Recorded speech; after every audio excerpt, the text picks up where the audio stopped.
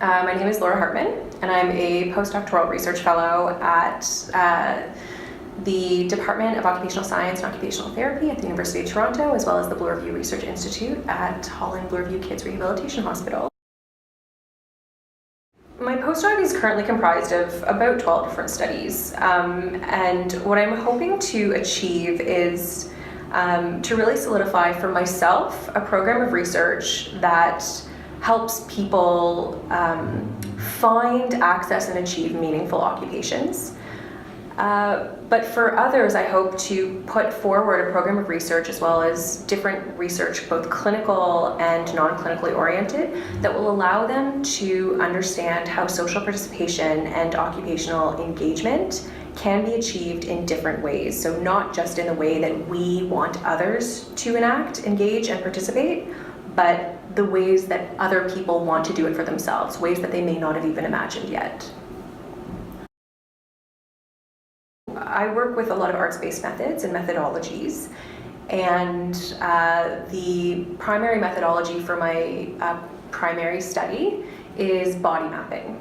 And what body mapping is you know what a map is, right? Mm-hmm. So, everyone has 5 map apps on their phone. Mm-hmm. It's taking the concept of a map of a terrain, of different locations that one has been or wants to go, and the directions that they may or may not take.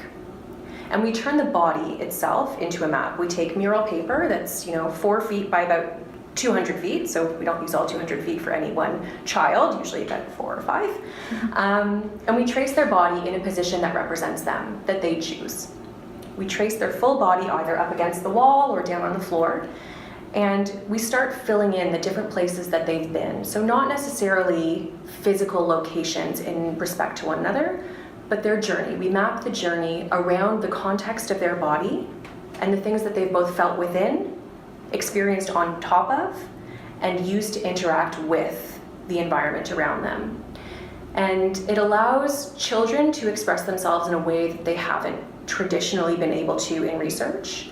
And it allows research to speak to children in a way that, children and adults, in a way that doesn't require others to speak research language. It requires research to speak others' languages. And that's been really powerful in interacting with families and with clinicians to show them that this is what a child shared, this is what a child feels in a systematic way of conducting research. But it engages them, it allows them to speak in a new way, it allows them to draw things out or say, I don't want to draw it, but this is what I would say, or this is what I think. It's really interesting for me to take my learnings, my more critical background, and work with others to help them see that there are different ways of approaching a problem. There are different ways of defining a problem, and sometimes what we clinically define as a problem isn't a problem to the person. So how do we rectify that and work together? And how do we use methods that we didn't think of before as research and turn them into systematic and reliable ways of exploring human experience?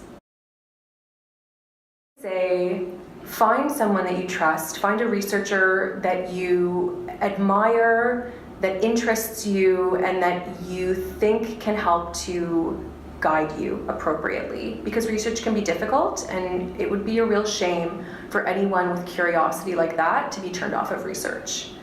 And once you find someone that can help you navigate the world of research, ask your questions. Find a question that interests you, that you think is important, and find a way to get an answer. And if you can't get an answer, find a way to ask another question that will get you closer to the answer to the first question. And just research. Just do it.